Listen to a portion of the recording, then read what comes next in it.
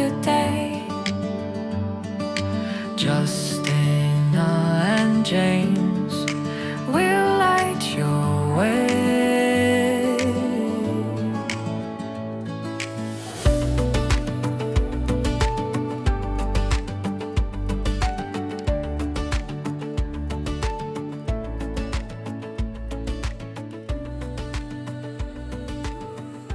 Welcome to the Justina James Podcast, where health, wellness and technology come together to create possibility.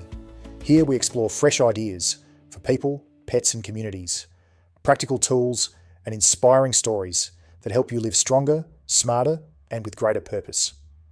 Justina and James, together with occasional guests, will uncover how innovation and intention can transform everyday life. Take it away, my friends. Welcome back to the Deep Dive. Our mission today, well, it's pretty laser-focused. We are cracking open some source material that gets right into the fundamental reality of building a business, often the harsh reality. This wisdom comes from a veteran, someone we're calling the sage, who spent over 50 years down in the entrepreneurial trenches. So we're not really looking for platitudes today, no motivational posters. We're here to contrast those glossy common myths, the stuff you see all over social media, with the messy, unpredictable, but ultimately rewarding reality that we found in these sources. We want to pull out that hard-won wisdom, maybe some surprising data points, and really figure out how you, listening right now, can maybe avoid some of that unnecessary suffering on your own journey. Yeah, and what's fascinating here is the sage just cuts right to the chase, the core conflict. You've got the common perception, the one they basically sell you in Business 101, right? The myth of the straight line, that clean checklist, idea, then plan, then funding, then boom, success. But the source material, it tells us pretty quickly that the reality is this winding, twisted path. Looks more like a scribble, honestly, than a straight shot. So we need to unpack why we cling so hard to that comfortable myth, and maybe why embracing the chaos is, well, it's probably the only way to actually thrive long term. Okay, let's kick off with that foundational lie then, the straight line. When people dream about being a founder, they picture it right. Step A, B, C. Like a project plan that only moves forward. It's neat, it's tidy, and, as this veteran source notes, it's pretty much a guaranteed path to disappointment. Well, it's a seductive story, isn't it? Because, our brains just crave certainty. If I follow these exact steps, I win. Easy.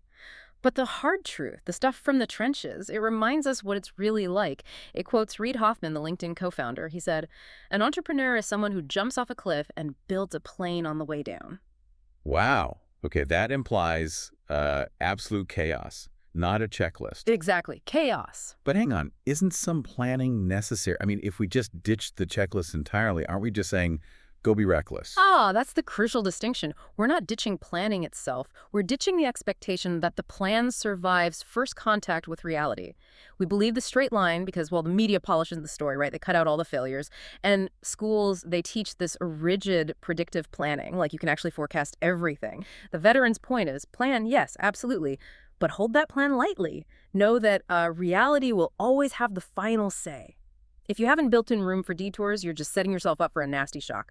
Okay, that actually sets us up perfectly for myth number 2, the Instagram hustle myth. This is that highlight reel culture we see everywhere. The 22-year-old supposedly building 7-figure businesses from a beach somewhere, and this constant pressure to grind harder, sacrifice everything, especially sleep, for success. And this is where the sage gets pretty blunt. The source just points out, hustle isn't progress. Not necessarily. And it's definitely not sustainable. We confuse activity with actual achievement. It's easy to do. There's a Harvard Business Review study, pretty clear, showing that sleep-deprived leaders, they're less effective, less creative, even less empathetic. I can hear the counter-argument, though. But you have to work hard. If I don't grind, how am I going to compete? Everyone else is. Sure. And the sources don't argue against hard work. Not at all. They argue against stupid hard work.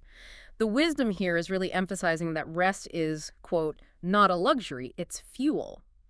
And the science backs this up. It's unambiguous. Research from Stanford, I think it was, shows productivity per hour just tanks after 50 hours a week. And past 70, it basically disappears. You're literally just sitting there, burning daylight, achieving nothing extra. Right.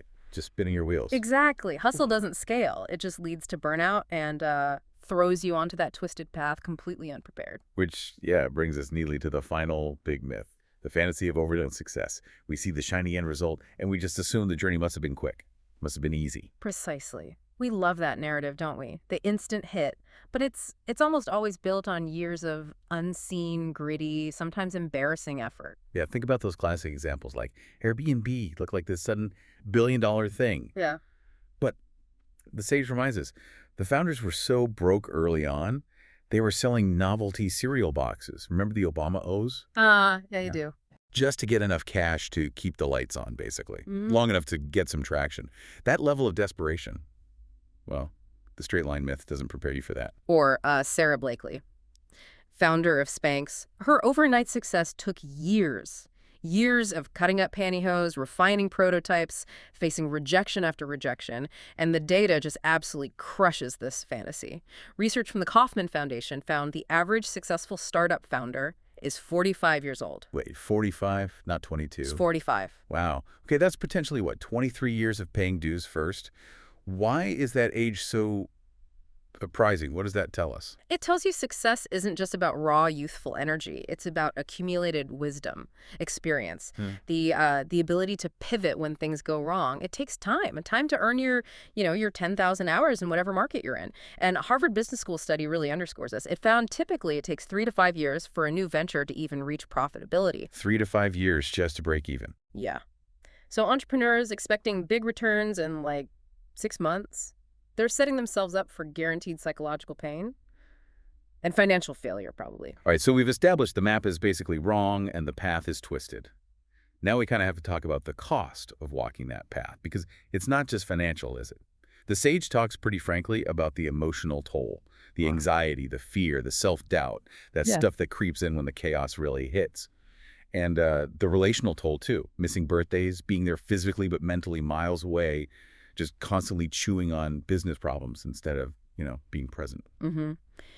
And of course, there is a serious financial cost. Let's not forget that. The SBA data, it confirms most businesses. They don't turn a profit for 2 to 3 years. Founders often earn less in those early years than they would just being an employee somewhere. You're essentially paying for the privilege of working harder than you ever have before. And if you look at that sobering data, Bureau of Labor Statistics, the stakes are crystal clear. 20% of businesses fail in year 1. 20%. And 50% fail within 5 years. Yeah. The veteran wisdom really stresses this isn't usually because they didn't want it enough or believe enough. No. It's because they weren't prepared for the reality, for the curveballs that will come. They expected that straight line and then quit when the first real twist showed up. That realization, that's exactly why detours aren't the exception. They are the rule. The winding road actually forces reinvention. This source cites Harvard Business School data again.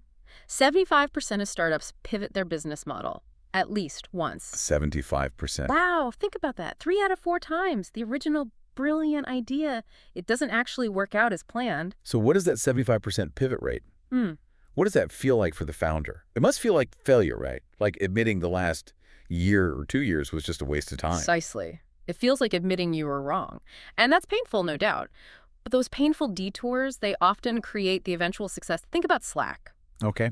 They didn't hit it big as a chat tool until after they realized their first idea, a video game called Glitch, was failing. Right, I remember Glitch.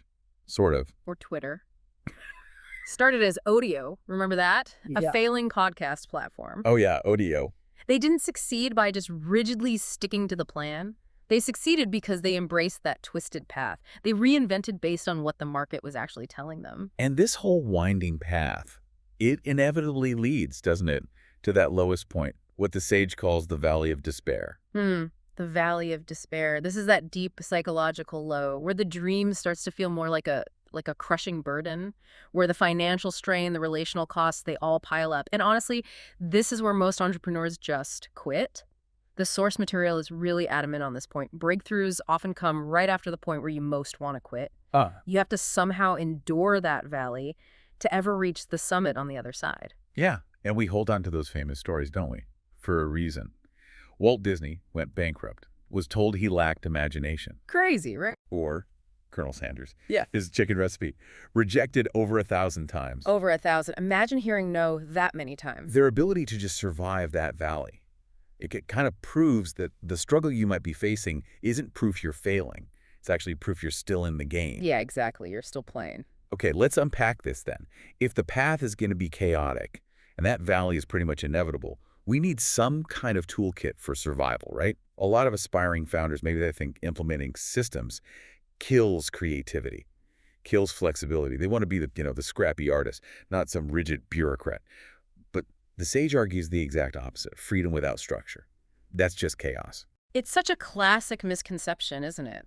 When you implement a framework like a system, you're not really sacrificing creativity. You're actually purchasing freedom from the daily grind. Michael Gerber said it perfectly. Systems run the business, and people run the systems. If you, the founder, are still the one doing every single predictable task day in, day out, you haven't actually built a business. You've just built yourself a really demanding job. Yeah, a job you can't quit. Yeah. And without that strong infrastructure, growth actually becomes dangerous, doesn't it? Oh, absolutely. Growth doesn't solve problems. It just magnifies the ones you already have. Yeah. Like Vern Harnish famously warned, growth sucks cash. Right.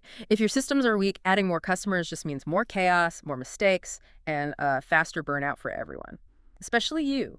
So the essential shift, the one the source material really demands, is moving from being the doer, the person making the sandwiches, sending the invoices, to being the architect, the system designer. You design the workflow, then you deliberately step out of the flow so you can actually lead the business. Okay, this is where we can maybe look at the power of proven paths, or what the sage calls the franchise factor. I mean, if the goal is to reduce suffering and increase your odds of survival, why on earth would you reinvent the wheel? Exactly. Why should you spend, say, 3 years and tens, maybe hundreds of thousands of dollars figuring out the perfect hiring process or the best payroll system or a marketing playbook that works when someone else has already paid that tuition? They've already figured it out. And the data here, it's pretty compelling. Franet research shows 60% of franchises survive past 10 years. 60%, okay. Compare that to only 35% of independent businesses. Wow, that's a huge difference, almost double the survival rate. It's massive. You're essentially buying a proven playbook. You're standing on the shoulders of giants, as the source puts it. And look, this concept applies even if you never actually buy a franchise. The wisdom is about modeling success. Look at the successful businesses already in your field. What systems are they using? How do they structure customer service? How do they handle logistics? You can still be independently owned, absolutely, but you adopt the discipline of a proven framework.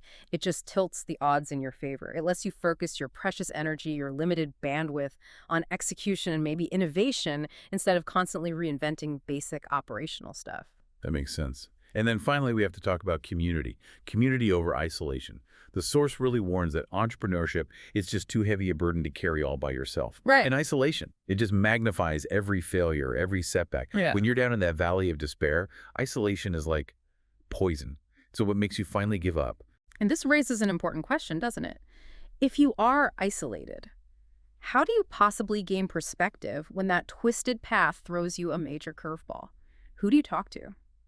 Gallup research, it shows entrepreneurs with strong peer networks are literally 2 times more likely to survive 5 years in business. Twice as likely, just from having peers. Yeah. Community provides that objective perspective you lose when you're in the weeds. It provides shared experience, courage, sometimes even a pre-existing plan when you face something totally new. Someone else has probably seen it before. So what does this all mean then for like the ultimate definition of success? The veteran's wisdom really challenges that profit-only metric. It quotes Simon Sinek, "People don't buy what you do, they buy why you do it." Success just for yourself, paying the bills, buying nice toys, that's pretty short-lived motivation. It eventually fades. But success beyond yourself, impact, legacy, that stuff lasts. This is the idea of the ripple effect. The source highlights the, frankly, immense responsibility that comes with being a founder. Small businesses, collectively, employ nearly 47% of the entire U.S. workforce. Think about that. Wow, nearly half. Yeah. So every decision you make, it impacts employees, their families, whole communities. And interestingly, when you prioritize purpose, the numbers often follow. Deloitte found that purpose-driven companies actually grow 3 times faster than their competitors. 3 times faster. So purpose isn't just nice to have, it's actually good business. Exactly. Purpose isn't some soft cost center. It's a genuine multiplier for growth, for talent retention, for everything. Okay, so the ultimate lesson here, playing the long game. It is captured in that Jim Collins distinction, isn't it? Okay. The goal isn't just to be good at telling time right now. The goal is to be a clock builder. Right. To create an institution, something with the right systems, the right culture. That just keeps ticking, regardless of who's in charge. Right. You want to build something that actually lasts longer than you do. That's the opposite of being the time teller, right? The indispensable genius who has all the answers, who can't step away for a week. Because the moment that person leaves, the whole thing potentially stops or grinds to a halt. Legacy, real legacy. It requires systems, it requires culture, things that endure beyond any one individual. The true measure of your work, the veteran concludes, is really what remains long after you're gone. That really brings us to the end of this deep dive into some hard-won wisdom. The key takeaways feel pretty clear. The path is twisted. Stop wasting energy wishing it looked like the myths you see online. It just doesn't. Yeah. Systems, they're freedom, they're not restriction. And persistence, especially when you inevitably hit that valley of despair, that's the only currency that truly matters in the end. And this raises an important question for you to think about. If that twisted path actually forces you to learn, to adapt, probably more quickly than the mythical straight line ever could, then how can you maybe intentionally thank the next curveball? See it not as a setback, but as something making you a wiser, more resilient entrepreneur. Maybe embrace the twists, the detours. Maybe they aren't flaws in the plan. Maybe they are the plan, the real design of the journey. Go forward prepared, knowing the full price, yes, but also the incredible rewards of this path. You've armed yourself now with a level of realism, a level of wisdom that frankly few entrepreneurs start with. Now get out there and keep building. Thanks for joining us on the Justina James Podcast. Remember, your health, your wellness, and your wisdom are the foundation of everything good. If you enjoyed today's episode, don't forget to hit like and subscribe. You can also find us on YouTube, Facebook, Instagram, and Spotify to keep the inspiration going. Until next time, keep learning, keep growing, and keep living with purpose.